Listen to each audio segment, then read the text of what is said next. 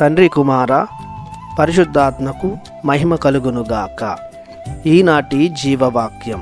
నన్ను మనుష్యుల ఎదుట అంగీకరించు వానిని మనుష్య కుమారుడు కూడా దేవదూతల ఎదుట అంగీకరించును.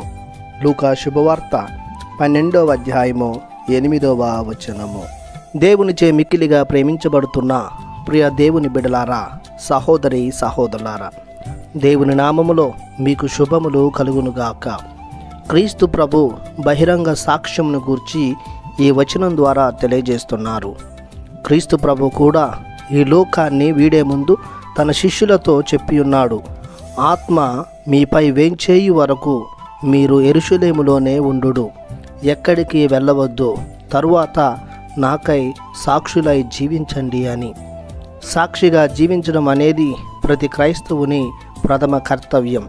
అపోస్తల కార్యాలలో మనం గమనిస్తే పెంతెకోస్తు పండుగ నాడు పరిశుద్ధాత్మను పొందుకున్న తరువాత ప్రభు శిష్యులు బహిరంగంగా క్రీస్తును గూర్చి సాక్ష్యమిచ్చి ఉన్నారు.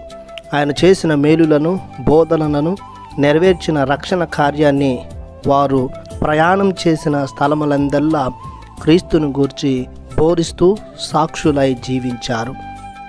జ్ఞానస్నానం స్వీకరించి పరిశుద్ధాత్మను పొందుకున్న దేవుని ద్వారా రక్షింపబడుతున్న మనందరం వ్యక్తిగతంగా, సంఘంగా ప్రభువునకు సాక్షులుగా జీవించాలి. మనం కూడా అపోస్తుల వలె చూచిన దానిని గూర్చి, వినిన దానిని గూర్చి, అనుభవించిన దానిని గూర్చి, కన్నులారా గాంచిన దానిని గూర్చి సాక్ష్యం పలకాలి. జీవిత విధానం ద్వారా, సువార్త ప్రకటన ద్వారా, దాన ధర్మాల ద్వారా సువార్త ప్రచారానికై ప్రత్యక్షంగా పరోక్షంగా సహాయం చేస్తూ సాక్షులముగా జీవించాలి. మనం ఈ ఇహలోకంలో క్రీస్తును గూర్చి, ఆయన కార్యాలను గూర్చి గర్వించి సాక్ష్యములముగా ఉంటే ప్రభువే దేవదూతల ముందు నిర్ణయించిన సమయంలో, తుది తీర్పు సమయంలో మనకై సాక్షిగా నిలుస్తాడు. కావున క్రీస్తు విశ్వాసులముగా ఉన్న మనం ఆయనను బహిరంగంగా ప్రకటించే సాక్షులముగా జీవించుదాం. ప్రార్థించుదము.